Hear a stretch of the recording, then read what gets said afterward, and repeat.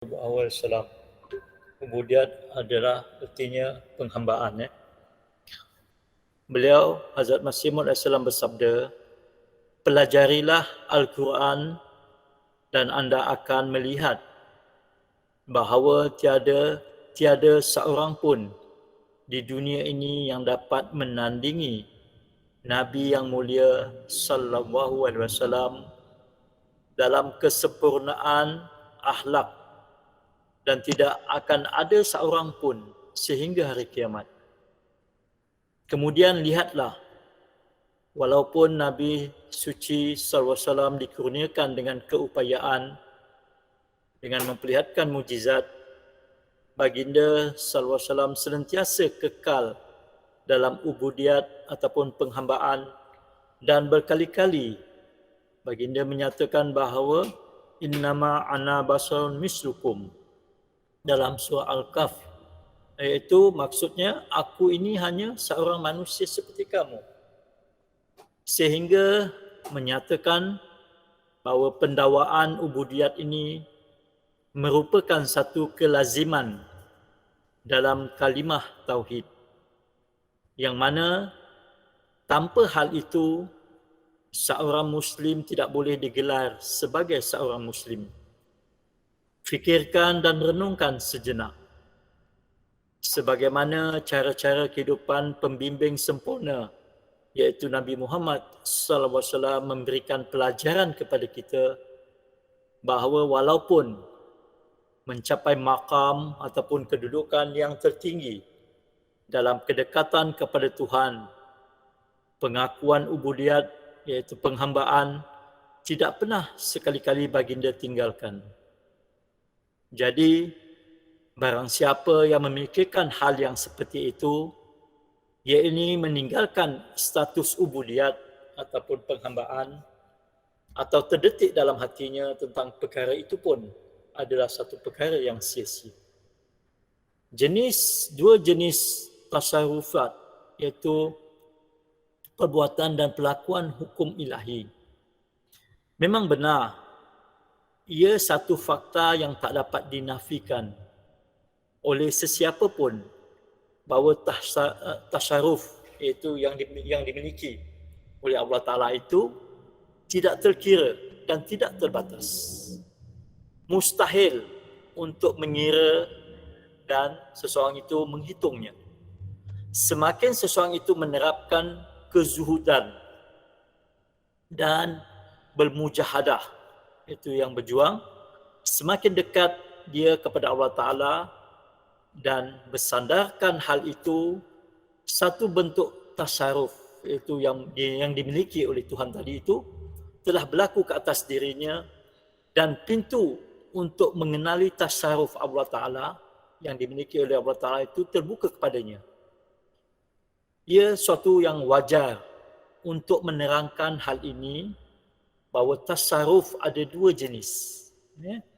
Yang pertama adalah yang berkaitan dengan makhluk, dan yang keduanya adalah yang berkaitan dengan kedekatan kepada Allah Ta'ala.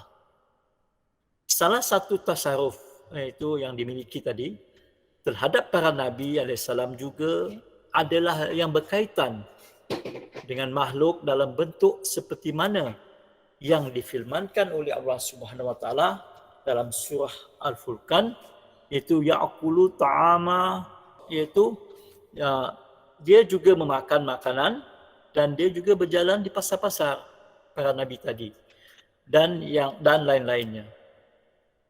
Kesihatan dan kesakitan mereka adalah dalam ikhtiar Allah Ta'ala. Dan satu tasarruf yang baru adalah dalam martabat kedekatan kepada Allah Ta'ala. Jadi Allah Ta'ala menjadi begitu dekat kepada mereka sehingga mula bermukalamah, iaitu berdialog artinya, dan mukhatabah, dan berbicara ataupun bercakap-cakap dengan mereka. Dan doa-doa mereka dikabulkan. Namun, sebahagian orang tidak dapat memahaminya. Bukan setakat itu saja, selain daripada bermukalamah, dan bermukhatabah dengan mereka, ada kalanya cadar uluhiyat menyelimuti mereka dan Allah Ta'ala memperlihatkan kewujudannya dengan bermacam cara kepada mereka. Dan ini benar-benar sama misalnya seperti besi yang diletakkan di dalam api. Ia memberi kesan padanya sehingga kelihatan sepihan api yang merah itu menyala. Dalam keadaan itu jugalah ia bercahaya seperti api dan ciri membakar yang terdapat pada api juga terdapat pada besi itu tadi. Namun, walaupun yang berlaku itu satu perkara yang jelas, iaitu besi itu bukanlah bahagian daripada api dan api itu bukanlah bahagian daripada besi itu. Inilah yang terjadi kepada pengikut baginda yang benar-benar melakukan fanafi Rasul, iaitu fanafi Rasul itu yang secara sempurna, iaitu ia telah larut dalam kecintaan kepada baginda sallallahu alaihi wasallam. Sebagaimana yang disebutkan tadi, iaitu sebagaimana sebuah besi dimasukkan ke dalam nyalaan api, maka akhirnya besi tersebut akan menyerap warna dan sifat-sifat api tersebut. Demikianlah juga orang yang fanafi Rasul, iaitu tersebut itu akan meraih nikmat kerohanian sebagai Nabi umati ataupun Nabi bayangan. Inilah kuat kutsiah, iaitu daya pensucian rohani yang dimiliki oleh Nabi Muhammad sallallahu alaihi wasallam yang dapat dipantulkan kerohaniannya kepada umat baginda yang benar-benar dapat mewarnai sifat baginda tadi. Nikmat kerohanian yang paling besar yang telah Allah Ta'ala anugerahkan kepada umat baginda sallallahu alaihi wasallam ialah nikmat kenabian. Malfuzat jilid yang pertama, edisi baru Urdu, halaman 100 hingga 101. Sekianlah dahulu. Wabillahi taufik. Assalamualaikum warahmatullahi wabarakatuh.